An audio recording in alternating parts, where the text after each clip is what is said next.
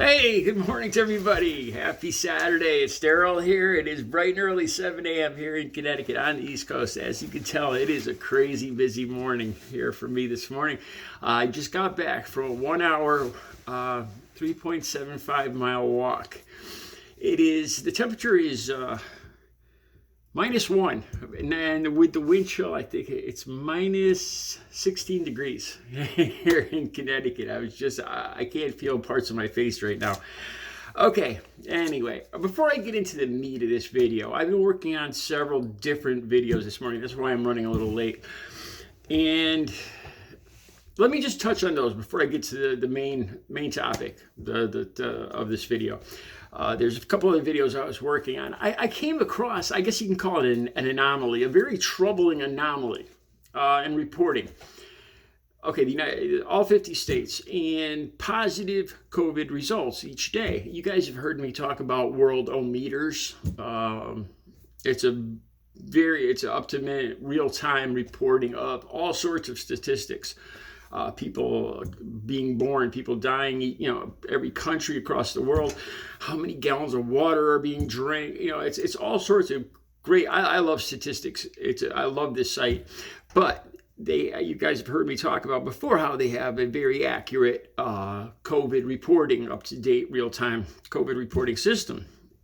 And I was looking that over, and I found something extremely troubling about Florida. You guys probably remember I think it was last year, probably about 6 months ago, sometime around October or September, there was talk about DeSantis and him changing around the reporting of COVID. They were going to shuffle the numbers.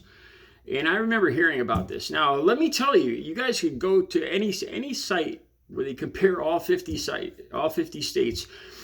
I pick Worldometers, but you guys can pick whatever you want. And okay, I checked Connecticut, say a couple days ago. Our daily positive rate was about 30,000 people, and about 160 people passed away. And you look at the graphs, and all states are all basically the same, except Florida. I get to Florida, they had a very high number, 75,000 new cases in one day. Then I look at the deaths, 5. That seems statistically impossible. All the other states, all 49 other states, you see the graph, the new cases goes up. This is like the fourth wave. And they have a slight increase in the deaths, except Florida. Florida, it goes, their new cases, COVID, skyrocketing. Deaths going down. 6 one day, 5 another day. And their cases they got like the fourth highest cases in the country.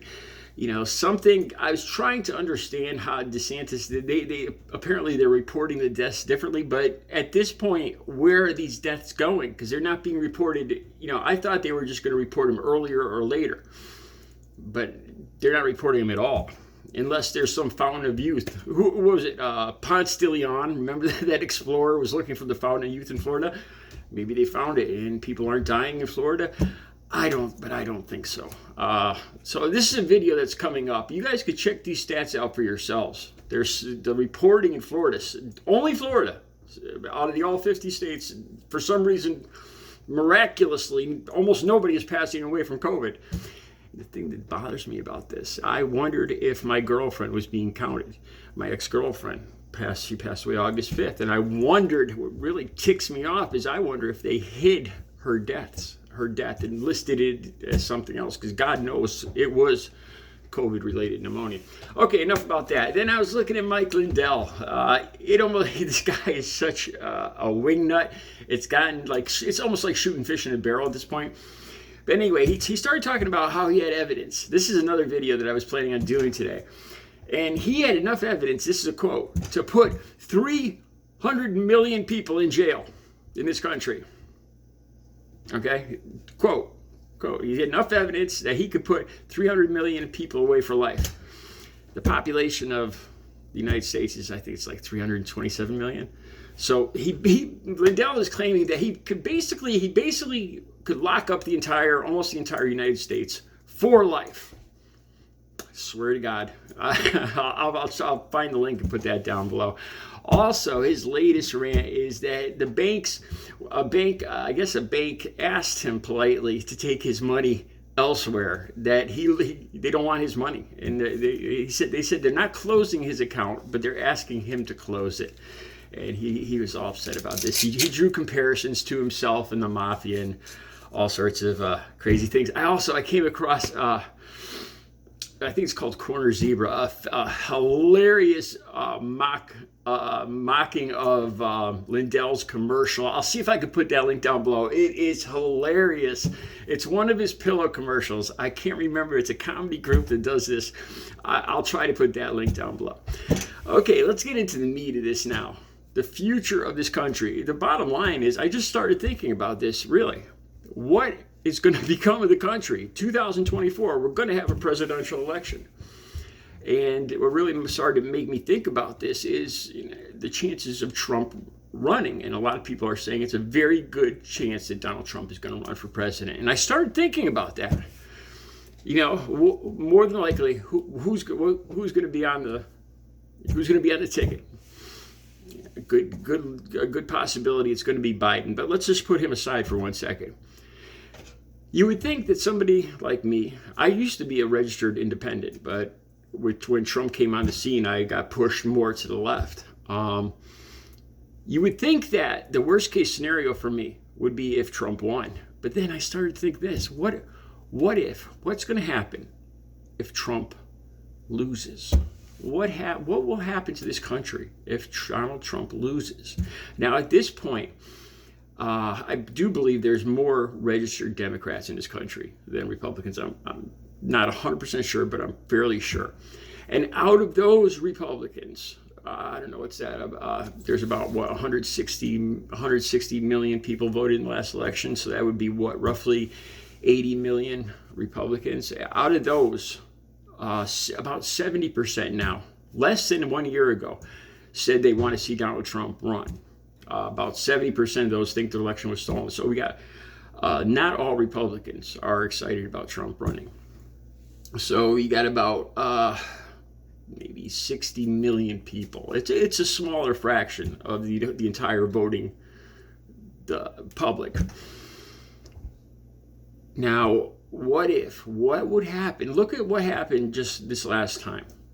Now, leading up to this next election, the Republicans are going to be going insane, watching every poll, intimidating vote. I'm guessing here, but I imagine they're going to be watching these polls like hawks.